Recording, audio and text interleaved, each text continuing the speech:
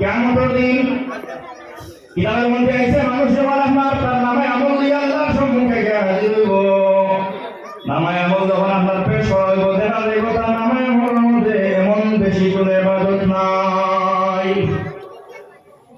এক বান্দা মনে করে রোজ 5 ওয়াক্ত নামাজ সে পড়ে, তাহাজ্জুদ নামাজ পর্যন্ত পড়ে, নফল রোজা পর্যন্ত রাখে, যত পারা সদকা দান খয়রাত যা কিছু আছে মানুষের সাহায্য করে সমস্ত সে করে করে জমিন থেকে বিদায় নিল, কিন্তু কিয়ামতের দিন ওটার পরে দেখা যাইব তার নামে আমলের মধ্যে এমন কোনো বালা কোনো নেকি হামদার নাই। আল্লাহর বান্দা আসার বিচার খাইব আর শান্তি ভোগ হইব। আয় আল্লাহ, এই দুনিয়ার জমিনে আমি কত কাজ তোমার হুকুমে মানলাম, তোমার কত গোলামি করলাম রে মালিক, মানুষের কত দান করে পড়লাম, তাহাজ্জুদ নামাজ পর্যন্ত পড়িলাম, ও আল্লাহ সে আমার নামায় আমল হইতে দেখেন না কোনো কারণে তোমার আমার যা ইবাদত করছো দেখুন তার নামায় আমল থেকে বিলীন করে রাখা হইল, কাটিয়া রাখা হইল, সমস্ত তার সামনে আনা হইল। আনার পরে তাই আপনার মুখ খুলিবার জবাব দিব, বান্দারে তুমি যে তাহাজ্জুদ পড়িস আমি তাহাজ্জুদ তোর সামনে আছি, তুমি তাহাজ্জুদ পড়িস ঠিক আছে, কিন্তু তাহাজ্জুদের নামাজ পড়িস তোর মালিককে রাজি করার লাগি না, তুমি মানুষের কাছে আপনার পরহেজগার দেখাইতে বলি তুমি তাহাজ্জুদের নামাজ পড়িস, ওইদিকে তোর তাহাজ্জুদ আমি আল্লাহ বললাম তোকে বসিতাম পারছি না, নফল রোজা রাখছ মানুষের সামনে বেশ বেশ করে ধূপ ঘুরিতে পারাইছ, আর মানুষে বুঝাইতো আমি এখন পরহেজগার মানুষ, আমি রোজা রাখি, নফল রোজা রাখি, ও দিকে তুমি তোমার রোজা এখানকে আমি আল্লাহর কাছে পৌঁছিছে না, তুমি যে বেশ বেশ করে মানুষের দান খয়রাত করছাই, মানুষের কাছে দেখাইবার লাগে তুমি দান খয়রাত করছাই, বেশ বেশ করে আপনার সদকা খয়রাত করছাই, ওদিকে এই সমস্ত মানুষের জন্য তোমার ভাড়া ঠিক আছে, কিন্তু আল্লাহর রাজি করার লাগি করছ না, ওদিকে আছে তোমার নামায় আমল এই সমস্ত দেখা যায় না। আরো কিছু কারণে মানুষের ইবাদত আপনার যেগুলো আপনার নামায় আমল থেকে খাটিয়ে দেওয়া হয়, এগুন তো কি আপনার লেখা হইছে না, আর কিছু ইবাদত আছে খাটা হয়ে যায়। কোন ইবাদত জানেননি? যখন আপনি আমি কোন গুনার কাম করলাম তখন নামায় আমল থেকে আপনার খাটিয়ে ফেলান, পর হক মারিয়া রাখি দিলাম। যদি আপনার আমার নিচে কোনো মানুষের হক থাকে, আল্লাহ নবী জনাব মুহাম্মদ রাসূলুল্লাহ সাল্লাল্লাহু আলাইহি ওয়াসাল্লাম এর সাহাবায়ে কেরামকে ডাকতে জানায়, ও আমার সাহাবী বল বসাই আতাদুরুনা মালিল মুফলিস, সবচাইতে বেশি গরীব কোন মানুষ কিয়ামতের দিন হইব? আল্লাহ নবী সাহাবী হইলা, ইয়া রাসূলুল্লাহ, যার আপনার ঘর বাড়ি নাই, টাকা পয়সা নাই, ধন দৌলত নাই, মানুষের সাহায্য করতে পারছে না, কিচ্ছু করতে পারছে না, তার নিজে যা ইচ্ছা সেবা করিয়া কিয়ামতের দিন হয় বসে ব্যক্তি গরিব। আল্লাহ নবী ফরমাইলেন, নাই ব্যক্তি গরিব নাই, যে ব্যক্তির আওলাদ নাই, দুনিয়ার জমিনে নবীর উম্মতে পাইয়া রাখে যে বাসা মানুষ সবচেয়ে বেশি গরিব, নাই ব্যক্তি গরিব নাই, তাহলে কোন ব্যক্তি গরিব? ইয়া রাসূলুল্লাহ আপনি জানাই। আল্লাহ নবী জানাইলা, ও আমার সাহাবী বলুন শুনে রাখো, কিয়ামতের দিন আমার উম্মত সবের দৌলত লইয়া আল্লাহর সামনে দেখা হইব। সাহাবায়ে কেরাম জানাইলা, ইয়া রাসূলুল্লাহ, যদি কোনো মানুষের সঙ্গে যদি সবের দৌলত থাকে তাহলে এই মানুষ গরিব কিভাবে হইব?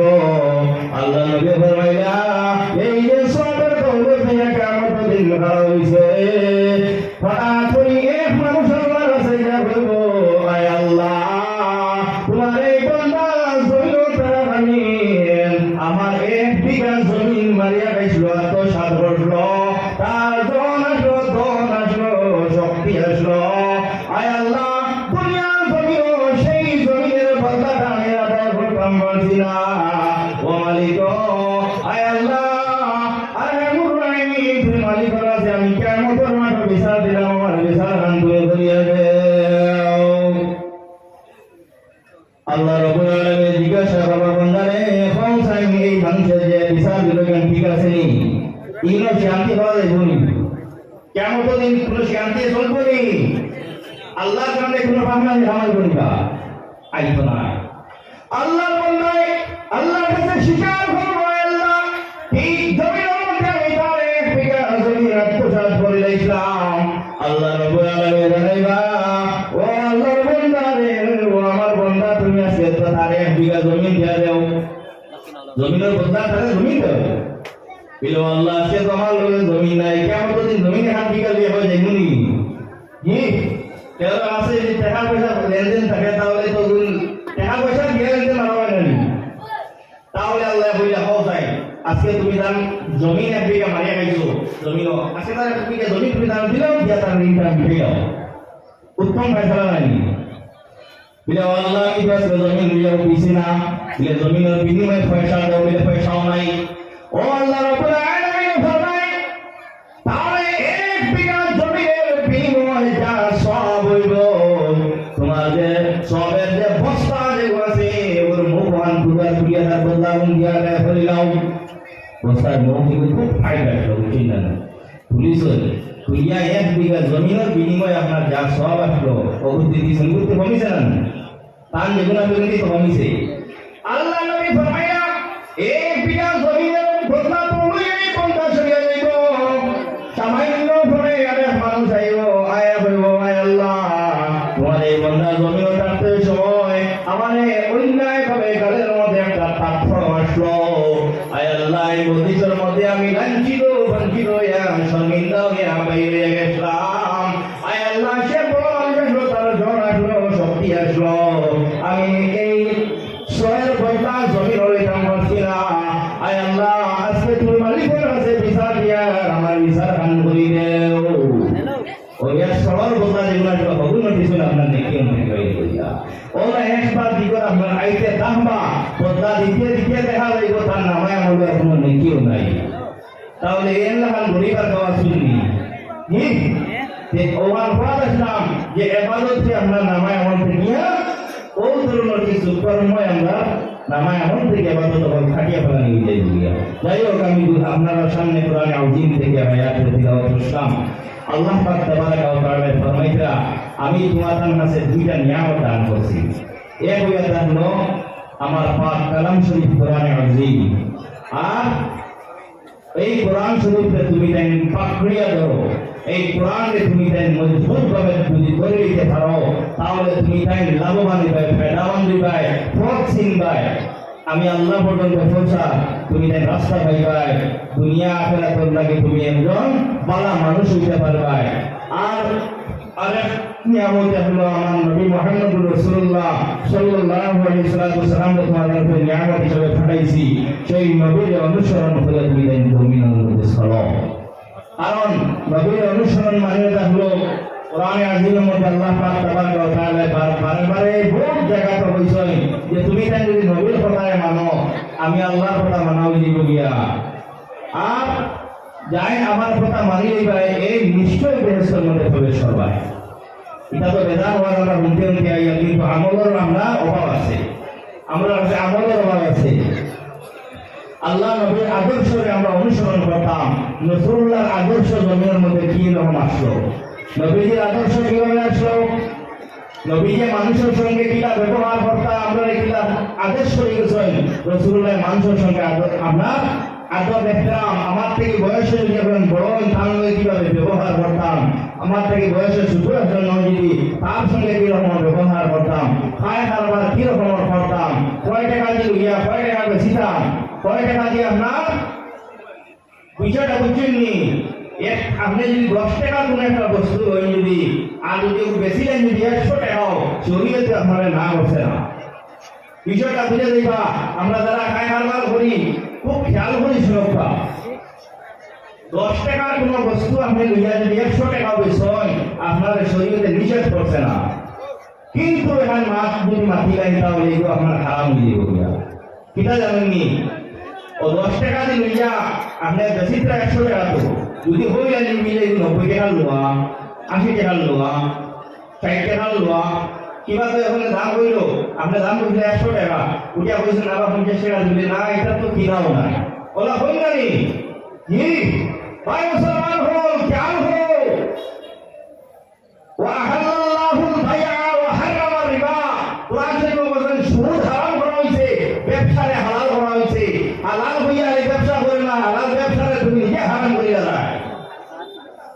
10 টাকার বস্তু 100 টাকা দাম করে নিষেধ করা হচ্ছে না। শরীয়তে বুঝে দেছো তোমার উপরে পারমিশন আছে, তোমার বস্তু তোমার মনে যা চায় বেচতে পারো। কিন্তু যদি তুমি হারাম মাছ মাতিলাও, মিশা মাছ মাতিছ নি বলে নাই কত টাকা লোয়াও নাই, ওই যে মিশা মাছের কারণে তোমার এই ব্যবসাটা হারাম হয়ে গেছে। বুঝছো নি বিষয়টা? তো আল্লাহ নবী কইছেন তুমি তাই হারাম থেকে বাঁচো এবং হালাল ভাবে ব্যবসা করো, মিশা মাছ থেকে বাঁচিয়া থাকো।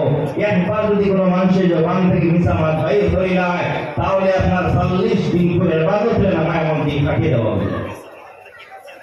40 গজ কিংবা 40 মাইল পর্যন্ত আপনার থেকে রহমতের ফেরেশতা হয়ে যায়। আপনার মুখটা কি এমন ধরনের যখন আপনার মিশা মাছ বাহির হয়, যে জবান থেকে মিশা মাছ বাহির হয় লগে লগে মুখটাকে এমন ধরনের বদবু বাহির হয়, এই বদবুর কারণে 40 মাইল পর্যন্ত রহমতের ফেরেশতা সরে যায় আপনার থেকে। ওকে নাউযুবিল্লাহ মিন যালিক। সব পুরাত থেকে বড় মনে হয় আপনার মিশা মাথা। যত সময় পর্যন্ত মানুষের মিশা মাতিছে না তত সময় গুনাহ হতে পারে। কারণ এই মিশা মাছ সর্বপ্রথম হ্যাঁ মাতিস জানা আছে শয়তানে মাতিছিল। ওটার লাগে মিশা মাছের সবচেয়ে বড় গুনাহ। আমরা মিশা মাথার থেকে আল্লাহ আমাদের বাঁচিয়ে রাখা হোক, আল্লাহুম্মা আমিন। মানুষের সঙ্গে ব্যবহার ভালো, আমরা নবীর তরিকার মতো আমরা দুনিয়ার মধ্যে চলতাম। আল্লাহ বলছেন তুমি দেন তোমার নবীজিকে তুমি দেন অনুসরণ করো, মানুষের সঙ্গে আল্লাহ রসুলের ব্যবহার বিলাস। আমার পৃথিবীর জমিন থেকে এমন কোন পাইফুট নাই যে ব্যক্তি আল্লাহ নবীর গর্দন দেখাড়ি দেব, কল্লারে খাড়ি দেব বুঝা দাঁড়াইছ। এর ব্যক্তি দাঁড়াইছিল যার নাম হযরত ওমর ফারুক রাদিয়াল্লাহু তাআলা আনহু। ওই জমানার সবথেকে বড় আপনার সাহসী মানুষ, সবথেকে বড় আপনার ফয়লওয়ান মানুষ, সবথেকে বেশি শক্তিশালী মানুষ হযরত ওমর। সেই ওমর আল্লাহর কাছে দিল গলাই ফেলাই দিয়েছেন নবীজির ব্যবহারের মাধ্যমে। সুবহানাল্লাহ।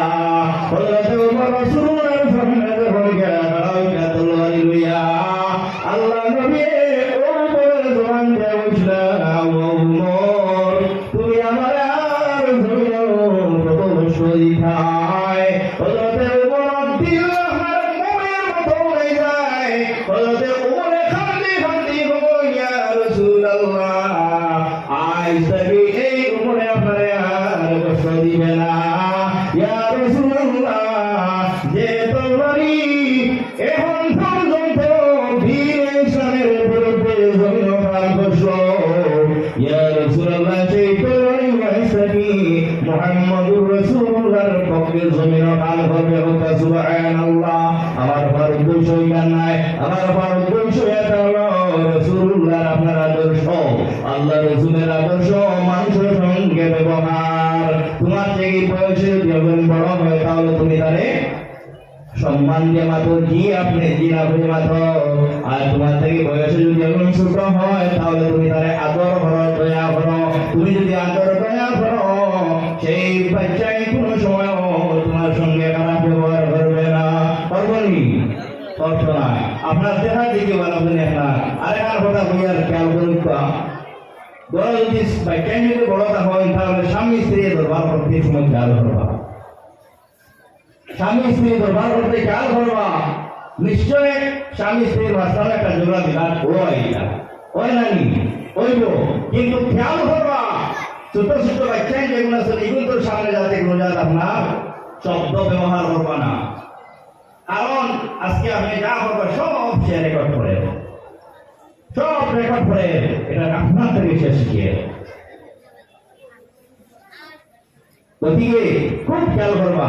উপযুক্ত যদি আপনার ছেলে মেয়ে যদি কথা হয় তাহলে ওদিকে খেয়াল করবা যে আমি যে 5 ওয়াক্ত নামাজ পড়িয়া আমার ছেলে মেয়েরা এরা যদি নামাজ পড়ে যাচ্ছে এরা নামাজ পড়ে কিনা। কারণ প্রত্যেক ঘরের মধ্যে আল্লাহ মানুষে আপনার রাখাল একজন দিয়া দেয়। যদি কোনো গরুর ফার্ম দেয়, যে গরুর ফার্মের মধ্যে যে রাখাল থাকুন না গরুই আপনার মানুষ ক্ষতি করবা না নি ওবা যাইবা আউরিবা ইয়ালে মালিকের কাছে জবাব দেওয়া লাগবো। ওলা আপনার পরিবারের মধ্যে আপনার রাখাল বানাই দেওয়া হয়েছে। আপনার ছেলে নামাজ পড়িছে নি না পড়িছে না, রোজা রাখছে নি রাখছে না নি, আপনার মেয়ে উপযুক্ত ঘর থেকে বাইরে কলেজে গেছিল, কিবা তো বাজারে গেছিল, কুটুম বাড়িতে গেছিল, কিভাবে বেরিয়ে দিয়ে গেছিল। যত বেহায়ামি বেশরমি যতটা আছে, যত জিনদার যুগে যুগে খালি পার্থে আছে, খুব খেয়াল করবা। যত সাজ খুঁজ আছে মেয়েরা, এটা কার সামনে হইতো, যে কার সামনে হইতো, শরীয়তে একটা হয়ে দিছে, নবীজির হুকুম কিতা আসলো, নবীজির হুকুম আসলো। যত সাজ খুঁজ, যত সৌন্দর্য, যত খুশবু লাগাইবার ইচ্ছা আছে, সব তুমি তোমার স্বামীর সামনে লাগাও। কার সামনে হইতো, বেটাইগো সামনে গেলে দেখো এত সালি হতা সালি ফারা সিরা কাপড় ভিঙ্গিয়া বেটাইগো সামনে কেউ বই দিচ্ছেন তাই। আর ঘর থেকে বাইরে যাওয়ার সময় যত দুনিয়ার সেন্ট, যত দুনিয়ার পালা পালা কাপড় ইস্ত্রি মারা, সবাই কতখান দেখা যায়, সবাই কতখান দেখা যায়, ও ওটা চিন্তা করতে পারেছেন নিয়ত পিঠা দান মানুষের দেখাইবার লাগে নাই। এইভাবে যখন কোনো মেয়ে কিংবা কোনো মহিলা ঘর থেকে বাইরে হয়, ওয়ার সঙ্গে সঙ্গে মানুষের যখন তার দিকে তাকায়, আল্লাহ রহমতের ফেরেশতা এই মহিলার উপরে লানত দিতে রাখেন। এই লানত দিতে দিতে আল্লাহর গজব এই মহিলার উপরে আয়, বেশি যায় না। সেবা কদিন বাদে এই সংসারের মধ্যে আমরা ঝগড়া লাগিয়ে গেছি, এই সংসারের মধ্যে ঝগড়া লাগিয়ে গেছে। বাস্তবে আপনার পরীক্ষা উল্টে গেলিবা, এই পরিবার মধ্যে অশান্তি হয়ে গেছে। পিতা লাগিয়া ওই যে নাই হাজিয়া করতে বাইরে গেছিলা, ও আরব জনের চোখ বেসলে লাগানো বাইয়া, ওই যাওয়ারটা কি একটা অন্য একটা কন্ডিশনে বেড়া ধরিয়েছে। আর ঢুকাই গেছেন জামাইয়ে স্বামী, ও লাইছি তোর মা বিবাহ কিবা তো বেটা অংশ হিসাবে তখন তাই গেছেন দান করে বৌদি আরব জনের সবার এটা বেহায় আমি মা কিতাবের মা যদি আলি উঠে মা তৈরি আবার এটা মা খাইতা না, এটা আমরা উঠে আপনার একদম মত জরুরি দিতে মাথা।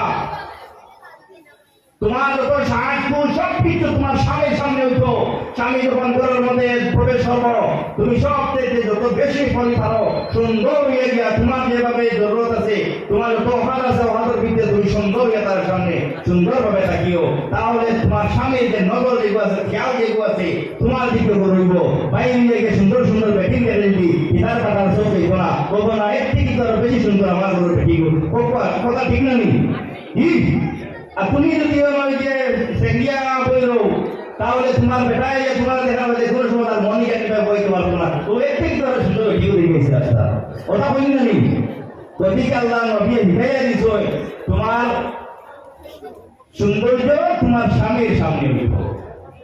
আর স্বামী হলে আল্লাহ নবী হুকুম করবেন তুমি তাই তোমার তার ভিডিও করে বেশি করে দয়া করিও, মায়া করিও, বেটিং করে আপনার আদর বদর করিও, বেটিং করে আপনার মজার মজার গল্প হল দেখাইও, গল্প হল গল্প করিও তার সামনে বইয়া, বড় বড় মজার মজার পিকচার হল বইও, বেটিং করে ঘরে যখন আওয়াইলে কিছু খান কাজও বল দিও, সাথ দিও, তারপরে সাহায্য করিও, কোনো সময় যদি ফাঁকাই তার ইচ্ছা করেন লইয়া ফাঁকানে দিও, যদিও তোর ভিতরে তুমি তাই চলাফেরা করিও। এটা আল্লাহ নবীর আদর্শ। মানুষের সঙ্গে পালা ব্যবহার হইতো আর নিজের ছেলে মেয়েরার দিকে আপনার এটা হইতো শরীয়ত মুআফিকেরা জীবন যাপন করেন কিনা এই দিকে আপনার আমার লক্ষ্য রাখা আল্লাহর আইনে। আরেকটা কথা কইয়া ও কথা সবসময় খেয়াল করবা যে আমার আল্লাহ দন দৌলত টাকা পয়সা বেশ করে দিছই, আমি বেশ করে বাজারে গিয়া শপিং করিয়া, বাজার থেকে কাপড় চোপড় লইয়া, বড় বড় মাছ লইয়া, যত দামি জিনিস পাইয়া লইয়া খাইয়া ঘরের মধ্যে আমি আগে আমার খুশি মনে করতাম নাই। আমার উপরে দায়িত্ব আরো দিয়ে দিচ্ছেন, আগে আমি খাইলে হইতো নাই। আমার প্রতিবেশীর মধ্যে দেখতাম এগুলা কোনো গরিব মানুষ আসেনি যে মানুষ রাত্রে বেলা খানি খাইছে না উপবাস।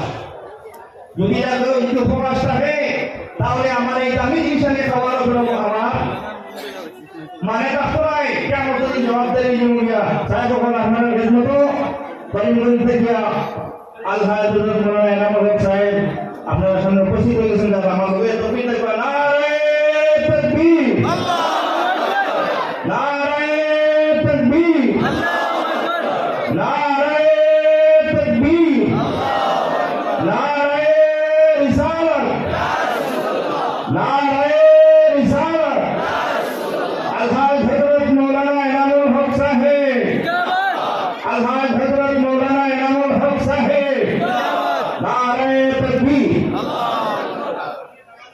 তো আমি বাদ আসলাম ওই দিকে আমরা খেয়াল করতাম যে কোনো মানুষের আপনার কষ্ট নিয়ে আমার প্রতিবেশী কোনো মানুষ গরিব এরা রাত্রেবেলা খাইছে না খাইছে না এটা আল্লাহ নবী আমরা ঢুকিয়ে দিয়ে গেছিল তুমি কেন তোমার প্রতিবেশীর খেয়াল রাখিও তোমার উপর তার হক আছে আল্লাহ তোমার দম দিয়াও তার হক আপনার উপরে জানিয়েছেন আমরা যে জাকাত দেই এটা আমার জাকাতের এই যে জাকাত যেগুলো আমাদের খরচ হইল এই জাকাতের পয়সা যেগুলো কিন্তু মালিক আমি নাই খুব খেয়াল করবা এই জাকাতের পয়সা কিন্তু মালিক আপনি নাই এগুলো মিসকিনের হক আপনার কাছে আছে যদি আপনি এগুলো আদায় করেন না তাহলে কেমন দিন আপনি মানুষের আপনার ঋণীয়তা মিসকিনের ঋণীয়তা হয় জাকাত আদায় না করলে আর এই জাকাত না আদায় করলে দুনিয়াতে আপনি কিতা করবা আস্তে আস্তে আস্তে আস্তে আপনি গরিব হওয়া দরকার আস্তে আস্তে সামনে দিয়ে বাড়ি যেতে গিয়া আমি দেখি আর পিছিয়ে দিই মানুষের গোয়ার সুবিধা হওয়ার স্যার আমার দয়া করে আস্তে আস্তে একদিন বাড়ি যেতে গিয়া আমি ওয়াদার বেশ আমার কথা না কারণ আমরা টাইমেই মান ফেলায়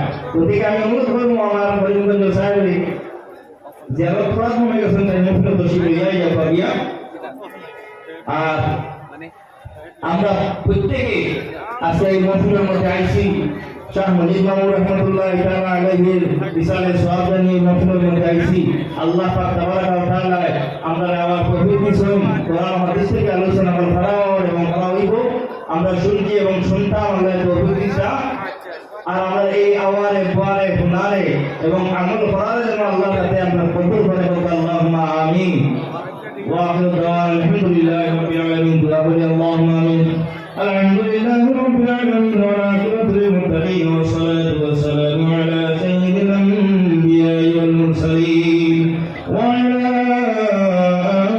আলিহি ওয়া আসহাবিহি আজমাইন ربنا تقبل منا إنك أنت السميع العليم وتب علينا يا مولانا إنك أنت التواب أي الله يا أرحم الراحمين يا أرحم الراحمين يا أرحم الراحمين أي الله بنوري نشوي حذير المزيد والله أبن شبكي جبنا فرد الرزان بيكم يا الله أي الله أرحم الراحمين تمہارے ہمایا روڑے رکھنا رہوں دیا پر شمس جمعیام آیا رحم الرحمن اللہ برآوا فراشنا شین خیرات دان برات شمس نیکم تمہارا شہید اور قبول منظور خان فرماؤ آیا رحم الرحمن جان صاحب دیوائے چلو تمہیں قائلان در مدینہ جناب محمد رسول اللہ صلی اللہ علیہ وسلم خدمت یا قدس ابو سید یا رحم الرحمن نبی جرم مطلب منس دنیا سڑی سنگا تمام روئی بانو دے بول سید اے اللہ دے تولی کرام مجھے مدینہ قدو ابدال حضرت اسم اللہ تمام خدمت ابو سید بالخصوص یا رحم الرحمن یا جمال الرحمن اے اللہ شاہ مجید ورحمت اللہ علیہ متصابحاً ابو سید اے اللہ ایک رحمت تمہارا رہا اولیاء اللہ اسم اللہ رحم الرحمن یا جمال الرحمن